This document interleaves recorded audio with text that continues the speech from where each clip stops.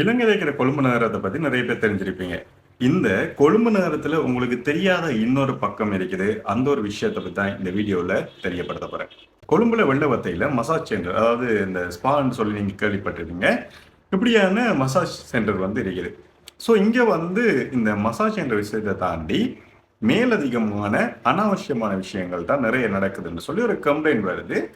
தெற்குல இருக்கிற குற்றப்புலனாய்வு பிரிவினருக்கு. ஸோ இவங்க என்ன செய்யறாங்கன்னு பாத்தீங்கன்னா சொன்னா, எந்த ஒரு சந்தேகத்தையும் பேரையும் கொண்டு எதையுமே யாரையுமே அரெஸ்ட் பண்ண முடியாது.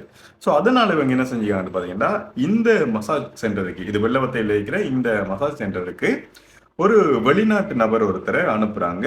அனுப்புனதுக்கு பிறகு அவர் மூலமாக இந்த மசாஜ் சென்டர்ல உண்மையிலே என்ன விஷயங்கள் நடக்குதுன்னு சொல்லி அவர் மூலமான தரவுகள் எடுக்கிறாங்க. உண்மையாகவே இந்த மசாஜ் தவிர மேலதிகமான வேறு விஷயங்கள் தான் நடக்குதுன்றதை அவர் மூலமா கண்டறிகிறாங்க. ஸோ இதுக்கு பிறகு பார்த்தீங்கன்னா இந்த விஷயத்த எல்லாமே சமர்ப்பிக்கிறாங்க கல்கிசையில் இருக்கிற நீதிமன்றத்தில்.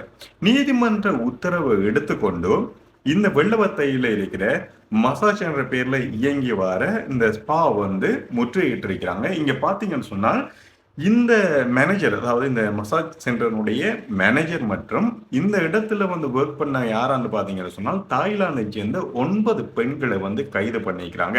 ஸோ இந்த 9 பெண்களும் இந்த மேனேஜர் உட்பட இவங்க எல்லாரையுமே இப்ப வந்து வெள்ளவத்தை போலீசார்ட்ட ஒப்படைச்சிருக்கிறாங்க. இவங்களை வந்து நீதிமன்றத்துல ஆஜர்படுத்துறதுக்கான நடைமுறைகள் இப்போ வந்து நடக்குது.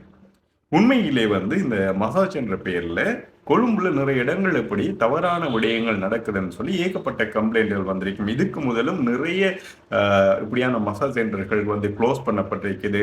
அதிரடியான நடவடிக்கைகள் நடத்தப்பட்டு இங்க நிறைய பேர் கைது பண்ணப்பட்டிருக்காங்க. இப்படியான விஷயங்கள் நம்ம பார்க்கக்கூடிய இருக்குது. அழகான கொழும்பு நீங்க பார்த்திருப்பீங்க. அந்த கொழும்பு என்ற இடத்துல இப்படியான விஷயங்களும் மறைக்கப்பட்ட நிறைய விஷயங்கள் இருக்குது.